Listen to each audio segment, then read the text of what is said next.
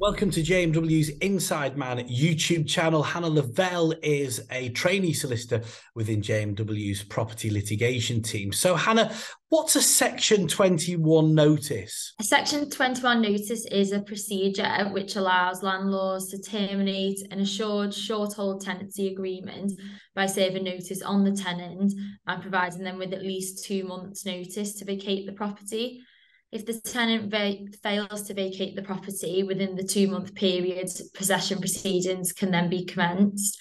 What we are increasingly seeing is that landlords are not aware that the Section 21 procedure is restricted where they have failed to comply with various duties and obligations at the commencement of the tenancy. If a Section 21 is served and the prescribed information has not been provided, the notice will be invalid and the process will need to be recommenced following the landlord rectifying any omissions. And you mentioned there about information. What sort of information should be provided? So at the commencement of the tenancy, a landlord needs to ensure they provide the tenant with an in-date gas safety certificate, an energy performance certificate, and a how to rent guide. Further, if a deposit is taken from the tenant, the landlord is obliged to place the deposit in an authorised tenancy deposit scheme and comply with the initial requirements imposed by the scheme within 30 days from receipt of the deposit. Following this, a tenancy deposit certificate evidencing that the deposit has been placed into a scheme needs to be provided to the tenant. And not every landlord at the beginning of a transaction has the benefit of speaking to somebody like you, Hannah.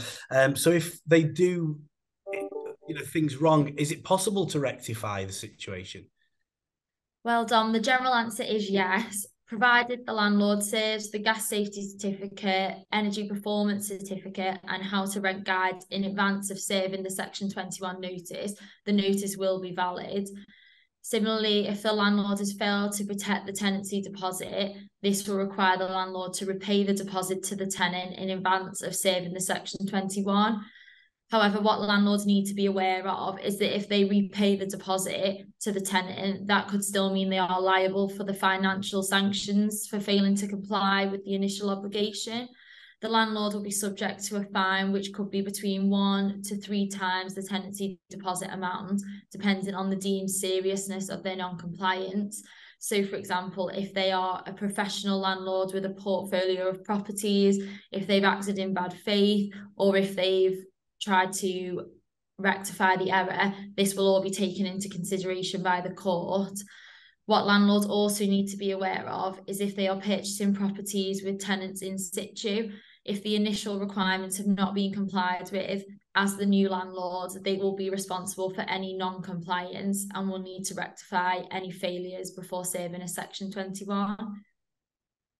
And it sounds important to get things right then. So how can you and the property litigation team here at JMW Solicitors help landlords? Well, our general advice is that landlords need to make sure they are aware of their duties and obligations in advance of a tenancy commencing, especially considering the financial implications of failing to comply. However, should any landlords require any assistance with serving a valid Section 21 notice, please get in touch with the property litigation team and we'll be happy to help. Hannah, thank you for your insight. If you'd like to contact Hannah and the property litigation team here at JMW Solicitors, you can email insideman@jmw.co.uk or call 0161 82 81 999. Please also subscribe to the JMW Inside Man YouTube channel for the latest legal news, hints and tips. I'm Dominic Walker, JMW's Inside Man.